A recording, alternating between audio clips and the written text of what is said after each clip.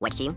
Imagine this for a second. You and your best friend are standing in the middle of nowhere, surrounded by trees, rocks, and absolute silence. In front of you, there's a dark opening in the side of a mountain. No lights, no sounds, no people. Just a cold wind, slowly blowing out from the darkness, like the cave itself is breathing. And right next to that entrance, there's a warning sign. A simple sign, but powerful enough to stop most people. Danger, no entry. Now ask yourself, would you walk away, or would curiosity pull you in? Because in 2022, two young men made a choice that almost cost them their lives. This happened in the state of Tennessee, near a dangerous cave system around Rock Mountain. Two friends, 21-year-old Gabriel Vaughn and 23-year-old Robbie Dobbs, standing right in front of a place that local explorers had warned people about for years. This cave wasn't famous because of beauty. It was famous because people got lost inside it.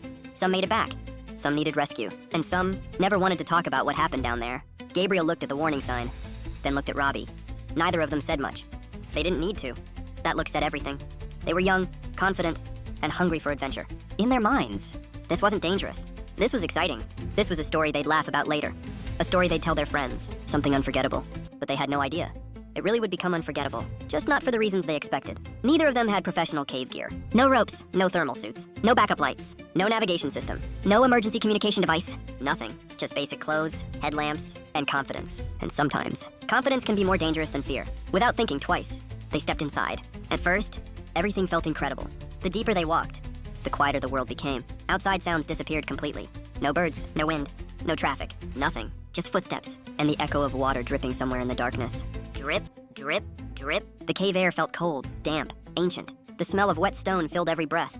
Their headlamps created small circles of light in front of them. And everything outside that circle was pure darkness. Gabriel walked in front, Robbie followed close behind. At first they joked around.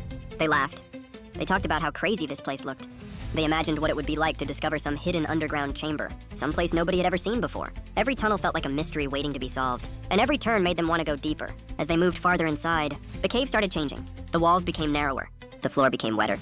The temperature dropped even more, but excitement kept them moving. At some point, Robbie stopped, looked around, and asked the question most people would ask. Do you think we should mark our way back? It sounded smart, and for a moment, it actually was. So they started making small marks on the cave walls. Little scratches, tiny signs, just enough, they thought, to help them find their way back later. And honestly, at that moment, it felt like a good idea.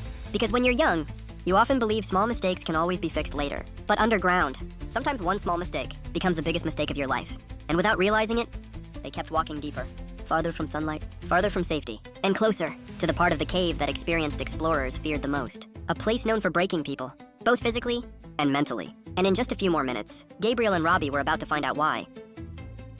By now, Gabriel and Robbie had been inside the cave for hours.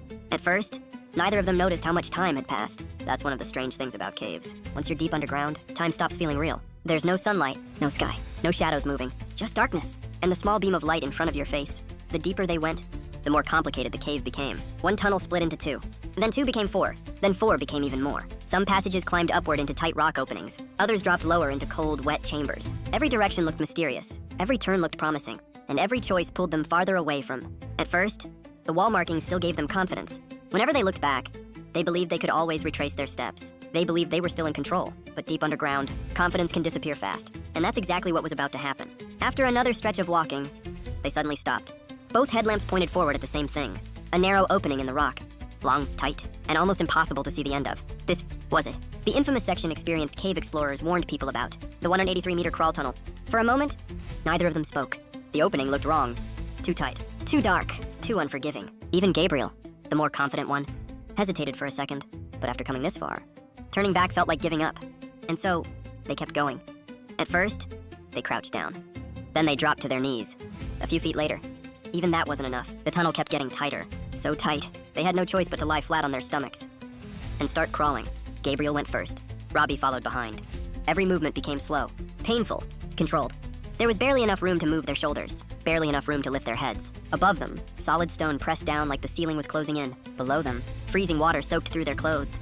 At first, it was just uncomfortable. Then, it became painful. And then, it became terrifying. Every inch forward scraped against rock.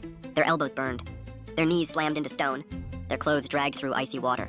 Within minutes, both of them were completely soaked. The cold started attacking their bodies immediately. At first, it felt sharp, then numb, then heavy. Their muscles became slower. Their fingers started losing feeling, and the tunnel just kept going. Gabriel kept pushing forward, trying not to think about the rock pressing against his chest, trying not to think about how hard it was becoming to breathe. Because in a space that tight, panic can kill you faster than the cold. Every breath felt shorter, faster, heavier. Robbie behind him was breathing harder too. At one point, he stopped moving. For a few seconds, everything went silent. Then Gabriel heard his voice. Quiet, shaky, nervous. Keep moving. That's when both of them realized something terrifying. They were no longer having fun. This wasn't adventure anymore. This wasn't exploration anymore. This was survival, pure survival. Minute after minute, they crawled through freezing water, sharp stone, crushing darkness, until finally, a faint opening appeared ahead. Gabriel pushed harder. Robbie followed with whatever strength he had left. And after what felt like forever, both of them finally crawled out into a wider chamber. But the moment they stood up, something was wrong. Both of them started shaking uncontrollably. Their hands were trembling. Their fingers were numb. Their clothes were dripping wet. And their body heat was disappearing fast. But the worst part was still coming. Because when they looked around, nothing looked familiar anymore. The tunnels all looked the same. The walls all looked identical.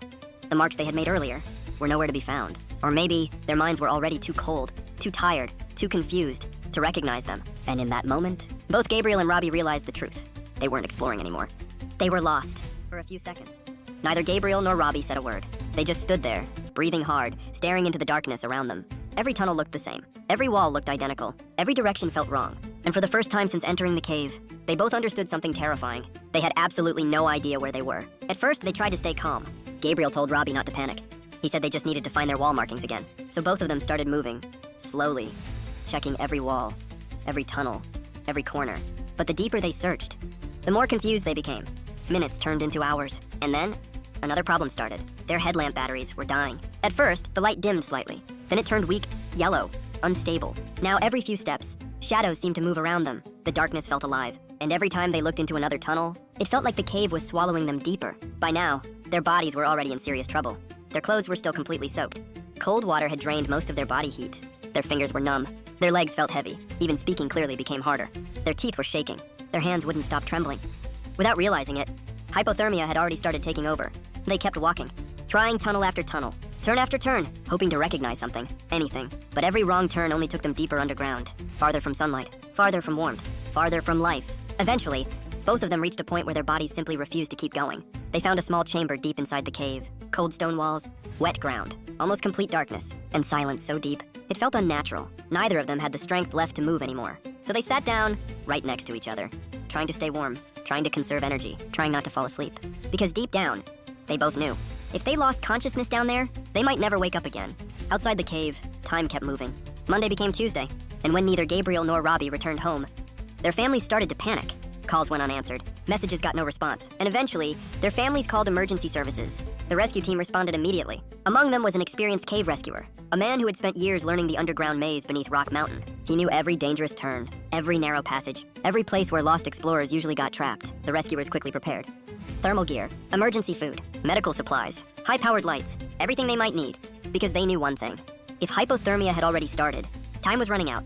That night, rescue teams entered the cave, splitting into multiple groups, searching tunnel after tunnel, calling out into the darkness, listening carefully for any sign of life. But for hours, nothing. Then finally, at 3:45 Wednesday morning, a voice came through the rescue radio. We hear them. Suddenly, everything changed. The team moved fast toward the sound. Deep inside the cave, nearly 3.2 kilometers from the entrance, they found them. Gabriel and Robbie, still alive, but barely. They had been trapped underground for more than 36 hours. Their core body temperature had dropped dangerously low. Their thinking had become slow and confused. But somehow, they had survived. The rescuers immediately wrapped them in warm clothing, gave them food, checked their condition, and slowly began guiding them back. But there was still one final challenge. To get out, they would have to cross the same 183-meter crawl tunnel again. Only this time, they weren't alone. Step by step, inch by inch, with rescuers beside them, they made it through. And after hours of fighting cold, darkness, fear, and exhaustion, Gabriel and Robbie finally saw daylight again. They survived. They recovered. But they would never forget what happened down there. Because sometimes, a sign that says danger, no entry, isn't trying to scare you. It's trying to save your life.